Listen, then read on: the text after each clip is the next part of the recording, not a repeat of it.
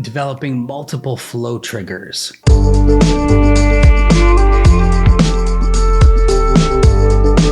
It's about 2 years ago now that I was reminded of how important it is to have multiple flow triggers.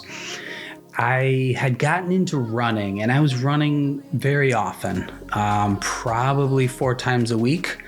And consistently, running was always something that was an on again, off again relationship. I could just never get into it. So when I was younger, I ran through soccer and playing basketball, but I could never just get into running for running's sake. And I started doing more research, and there's a great book also, actually, I have it over here somewhere, Running Flow by Mihai Csikszentmihalyi, Philip Latter, Christine Weinkauf-Duranso. So mental immersion techniques for better running. It's a really great book, and it got me really motivated to continue this as a hobby and add it into a habit and a part of a way of life that I really wanted to make it sustainable. So I worked to create an environment, and I did everything that they said, like set your shoes out next to your bed. And the night before, I had all of the clothes ready to go. So eliminate all of the friction points for starting. So I was into it. And one morning, after running for about 45 minutes, which is usually what I aim to try and make the session for. About 45 minutes into it, I realized I was still farther away from the house, probably at least a mile away. So as I was at the end of my run and I was walking, realized I was too far away from the house. So had to continue walking home, or it was going to be a long walk home. So as I started up again, completely smooth terrain, nothing different, just started to jog a little bit again, and pop, I tore my Achilles tendon. So yeah, this is, I guess, just age. I have no idea. There was no sidewalk or stone or anything. I just started up again smoothly and slowly, and it popped. So this put me out of commission, and I tried to hobble home, and I couldn't even make it home. I had my phone with me, so I did call Satomi, my wife, to come pick me up, which was, hurt my leg, hurt my pride, all that. Sad situation that it was. So she came, picked me up, and yeah, I couldn't even walk on it for a few weeks. And little by little, I was able to get back on my feet, and soon enough, I was able to run on it again. But for, I'd say, 2 years, I had reoccurring issues. And when the weather changed, it would, I could feel it. It would affect it. And one time I even sort of re-injured it when I was jumping down on a trail run, and I landed on the balls of my feet, and that just kind of popped things out of place again.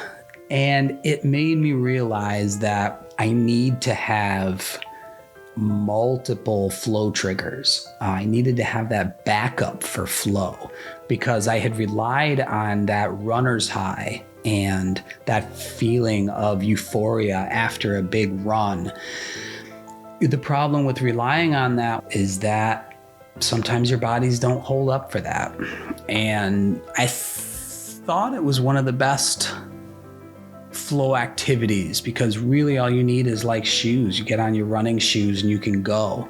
But what I also realized was that there's other types of flow. There's different kinds of flow activities that, to be complete and to lead a high flow lifestyle where flow is an ongoing part of your daily and weekly routine, you can't just rely on the physical aspects of getting into flow through an extreme sport or even a physical exercise. Now, exercise itself is one of the best ways and quickest ways to get into it. But in the past, Stephen Kotler suggested there's several flow state triggers that can be divided up into 4 categories. So the first one's social. The collective flow or group flow happens when people enter a flow state together. For example, like within a sports team. So social flow. The second one is creative, thinking differently about the challenges you face and approaching them from a different perspective. So creative flow activities, a big one that I've gotten into and I went back to was playing the shakuhachi. It's a Japanese bamboo flute.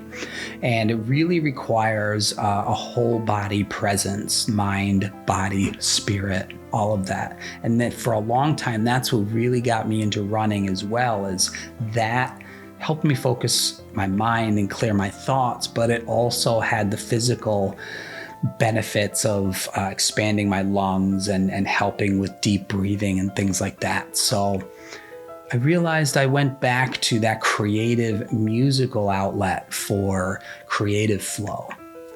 The third one, environmental, external qualities in the environment that drive people deeper into the zone.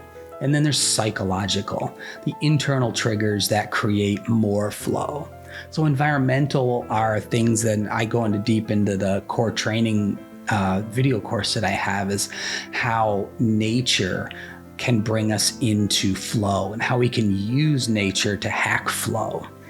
And that's everything from the woods to sort of blue zones and using water as a way of accessing flow. So while we don't necessarily classify the flow triggers like this anymore, it helps you see a more well-rounded picture of the different types and the different ways that you can enter flow. Currently, we believe there's 22 flow triggers in all. So I want you to go at it with a well-rounded base of not just relying on that extreme sport or activity like that, like skiing or throwing yourself off mountains to get that rush, but developing creative flow and environmental flow, being able to access flow while going on long walks in the woods, those type of things, artistic flow, creating a well-rounded approach to your flow activities that include deep flow and microflow. So have a think about all of the different ways that you can hack flow, that you can bring into your weekly and daily habits.